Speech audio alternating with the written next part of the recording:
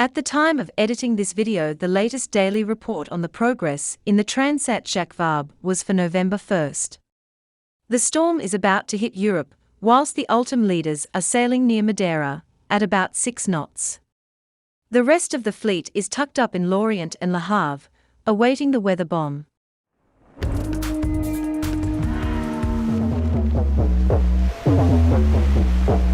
You might have imagined the giant super-fast Ultim speeding towards Martinique on the third day of the race. But reality proved different. After the third night, everything's changed. Maximum speed, 5 to 6 knots. It's beautiful, but not very effective. On the approach to Madera last night, the maxi trimarans were caught in a windless zone, and the gap between them began to close. Not far ahead, we're starting to see the two leaders. We've got to catch up with them. That's our goal for the night. The conditions are allowing the sailors to make repairs, like Anthony Marchand aboard Actual. A quick trip up the mast for repairs. We're not at the very top, fortunately, because things are moving around quite a bit, even though there's no wind. The view is beautiful, and we can see Sodebo, a small dot down there. There's a lot of rocking, so I'm not going to show you too much, as you won't be able to see very well with a GoPro. It's lovely from here. In the afternoon rankings, Banque Populaire 11 was leading the way. We've got to make it south and finally get under this zone of high pressure. The flag's a bit symbolic of the conditions of the last few days. As Thomas Rouxel says, it's like chalk and cheese. Yesterday at this time, we were with 2 reefs upwind in heavy seas. I prefer it when it's a little less calm. The wind should return overnight and the Ultims to the speeds we expect from them.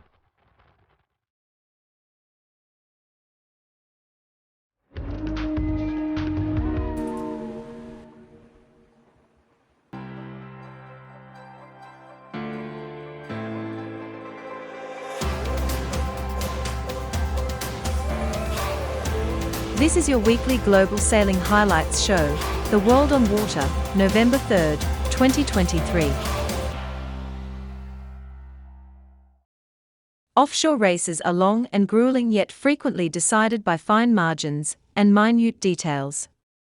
The 44th edition of the Rolex Middle Sea Race demonstrated this in crystal clarity, as 2 contrasting yachts and crews produced awe-inspiring performances in a memorable contest for the coveted title of overall victory. Leopard 3 would ultimately claim line honours as fastest monohull. Bullitt was second across the finish line in Malta a little under 2 hours later, assuming leadership on corrected time. A race of fine margins and relentless sailing. The 2023 Rolex Middle Sea Race.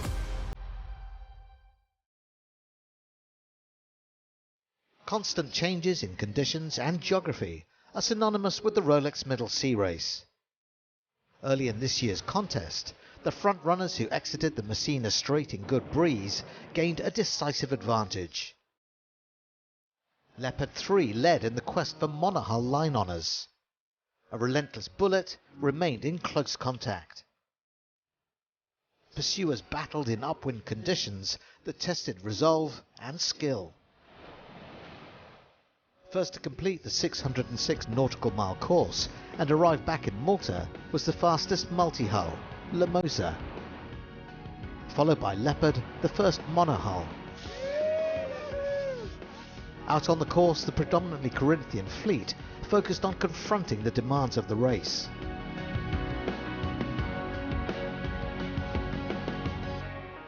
Amongst them, Red Ruby, an American double-handed entry, produced an heroic performance to finish just 24 seconds from the corrected time posted by overall winner Bullitt, confirmed at Royal Malta Yacht Club's prize giving.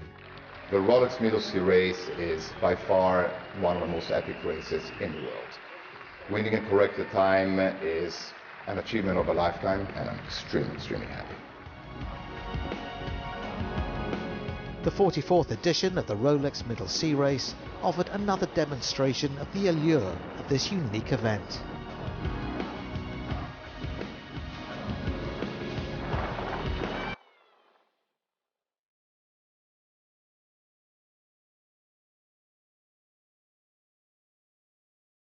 We are sailing only media.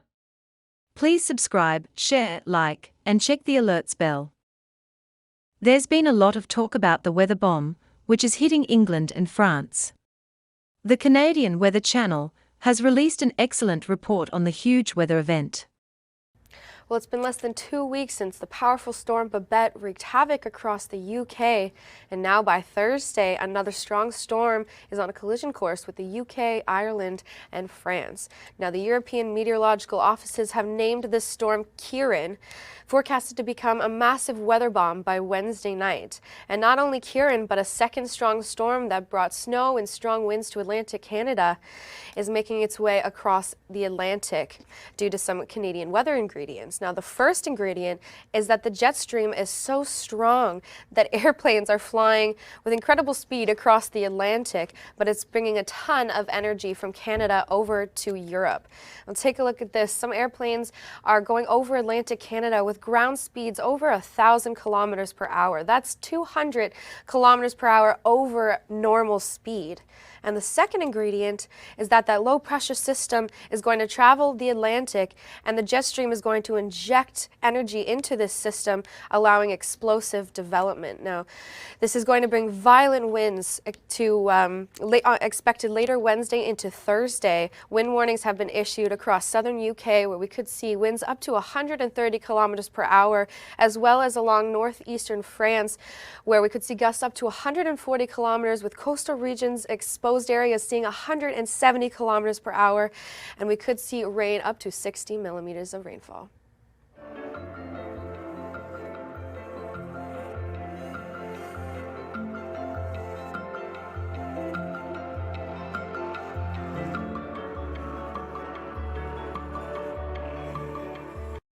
This is the daily Transat Jacques Varb for a few days ago, October 30th, as the Ocean 50s and the Class 40s finished the first leg of their race in Lorient. Meanwhile, the huge Ultims have left the scene of the pending weather bomb, heading for Brazil and then to the finish in Martinique.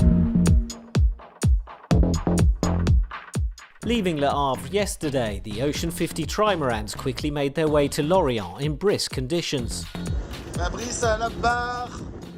This morning, Thibaut Vauchel-Camus and Quentin Vlamink won the first leg of the race. I'm glad to have got a bit of a head start for the rest of the race. Le Rire Médecin and Primonial completed the podium. The 6 Ocean 50s are all safely in port in Lorient now, awaiting the next departure for Martinique. Meanwhile, off the French coast, the Ultims are blasting their way straight to the Caribbean.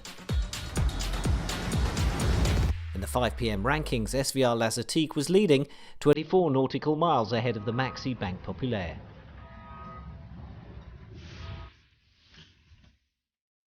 In the Class 40s, it's been a turbulent night with a dismasting and a forced pit stop. The hull was beginning to fold in two and open up, so there was a real risk of water getting in and endangering us and the boat. You can see that a lot of foam has gone. We think it must have taken a big hit. We're very disappointed. Now to the rocks near the coast of Finistère. There's less current here. Sure, that's why we're here, but you shouldn't have told them.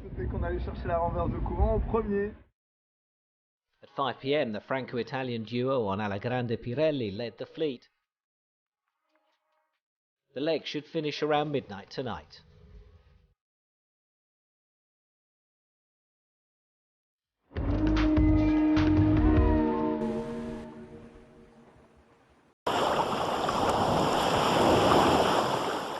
Pip Hare, skipper of the Imoca Medallia, explains the weather delay to the Transat Jacques Varb race start and welcomes friends and family on board. So today we were going to sail all the way around here and past there, and then we were going to go south to Cape Finisterre. But there's a really big storm coming, and they think we're going to arrive there. Yeah. But the problem is that when we arrive on that coast, the waves pile up and get really, really big. And so they were worried that the waves were going to be too big for us to be able to get past that window. Could you just go like a wide round it? Well, so the Ultims, which are super fast, they're all going to go a long way to the west and then go down, and so they get round it. But we're not fast enough to get out that way fast enough. I can't see. So we're kind of going to be trapped there. What are the 40s going to do? The 40s are all going to Lorient because they realised yesterday that they weren't fast enough. So they're starting today and go to Lorient. But there's nowhere for us to go now because Lorient's full.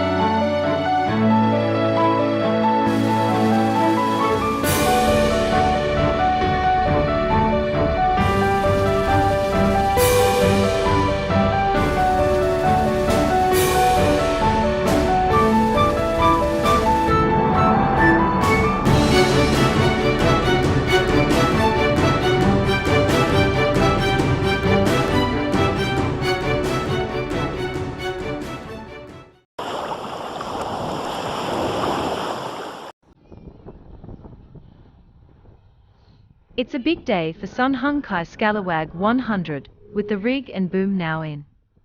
The team worked through a cold, grey, gusty and wet Sydney spring day down at White Bay 6 Marine Park to successfully manoeuvre the rig and boom into position. Built by Southern Spars in Auckland in 6 months, the rig is much bigger and lighter than the previous one. It is 143 feet high, 500 kilos lighter than the old one. It weighs 1,450 kilos. The maximum spreader length is 2.9 meters. The maximum tube mast section is 525 millimeters by 270. The compression force through the mast is up to 88,000 kilos, and there was 1,000 kilos of pre-preg carbon fiber used in the build. We are looking forward to seeing the boat in action.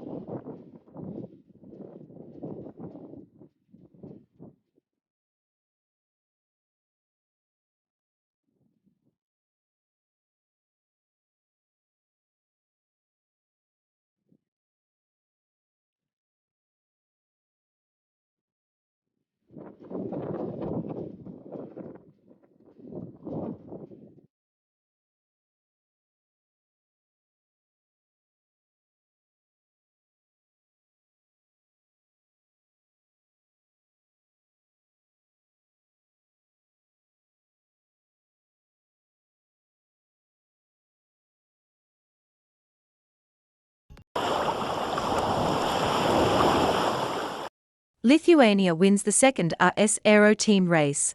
Under 22 European Championship, Italy won, with Saar Muru and Davide Mullers, second after a fierce final, lost 3-2. Bronze to Sardinia 2 with Alice Susarello in team with Andrea de Matthijs, and fourth place to Estonia 1.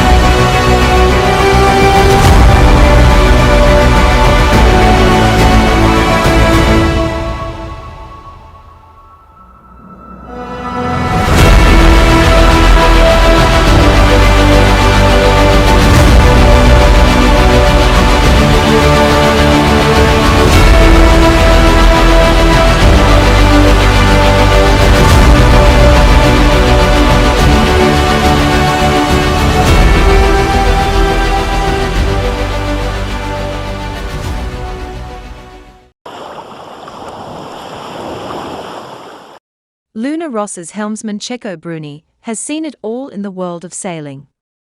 Now he has his sights set on bringing the America's Cup to Italy. And his dream is of leaving his legacy and knowledge to the next generations of sailors.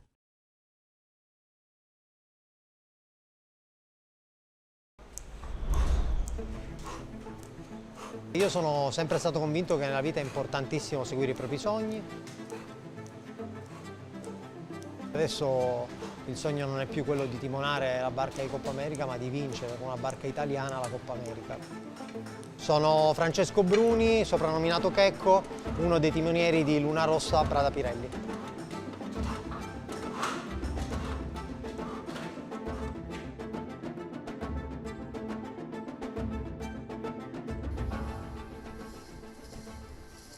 Si è accorciato un po' troppo, vedi l'ho scucito adesso. Sono stato spesso definito una persona un po' eclettica e soprattutto in carriera ho ricoperto tantissimi ruoli in tantissime situazioni diverse. Ho fatto tante classi olimpiche su barche diverse, ho vissuto esperienze nel mondo della vela a 360 gradi. The shorter it is, the more we can maybe do a day where we don't put the boat in the water if it's a maybe, and we wait for the conditions to be acceptable and more promising, because if we have to plan it a lot in advance, and it's a 3-hour thing. We will put it in the water, wait for the wind, and then take it out like it happened the other day. Obviously 3 hours is an extreme, but if we shrink that time. No, la prima volta che ero in barca a vela ero molto piccolo e mi è stato detto che ero con mio papà su un laser a Palermo e lui mi ha portato in giro. La passione per la vela ce l'ha anche lui, anche mia madre, è una cosa che viene un po' da entrambe le famiglie. Mi è stata tramandata fin da quando ero piccolo, ma diciamo, mi è piaciuto da subito. Beh, in carriera ho avuto tantissime figure che sono state d'esempio per me, dei punti di riferimento che mi hanno insegnato tanto.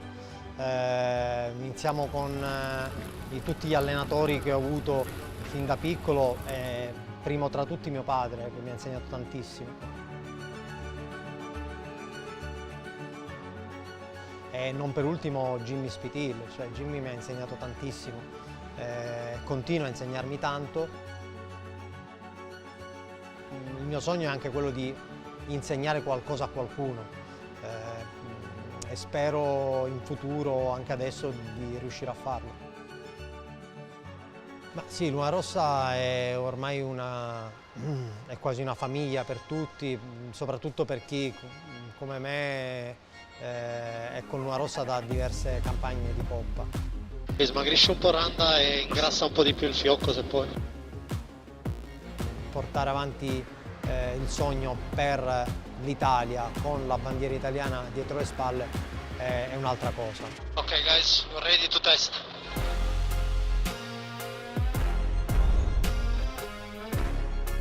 E anche davanti a tante difficoltà, insomma, è importante non mollare e seguire sempre quel sogno. Siamo modo alto, ragazzi.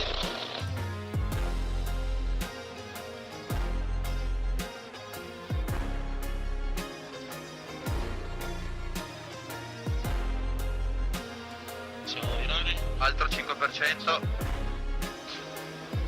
Ok, prendo un po' ancora di velocità. Ok, quando vuoi, Gillo. Emirates Team New Zealand's intense 4-month sailing block in Barcelona has wound up with the America's Cup winning boat Te Rehutai signing off its scheduled sailing and testing program for the 37th America's Cup. Skipper Peter Burling gives his take on their time in Spain. You know, never say never, but it'll probably be the last time we ever sail Te Rehutai. It's been an amazing tool for us this campaign to help see some things in full scale, and the last couple of days we've found things incredibly challenging on board, but really enjoyed the time out sailing there and trying to figure out how to actually get around a course on those kind of sea states. Te Rehutai, she's been amazing to us, really put her through the paces in the last couple of days, that's for sure. A couple of years ago people wouldn't have thought it was doable in foiling boats. And now we're sailing around in 2 metre swell and dealing with it. It's really awesome. Mixed emotions. The last 2 days have been unbelievably epic, actually. Good conditions to push us as a crew. Te Rehutai stood up to the challenge once again. Obviously, she was an amazing boat for us in the last America's Cup, and the team's stepped on a long way since the last campaign already, so it's an exciting year we've got ahead of us. Our sailing block's come to an end here in Barcelona before we start sailing again next year here. We'll leave the boat here in Barcelona, you never know, but it's been an absolute workhorse for us. Still a great boat, had some great sailing on that boat, some great results, but you know, it's time to move on. She's now done so many more sailing days beyond what our expectations were and given us such an amazing platform to build on for our boat's redesign. In our campaign, it's a critical point. We're going to get excited about our new boat and see where that takes us.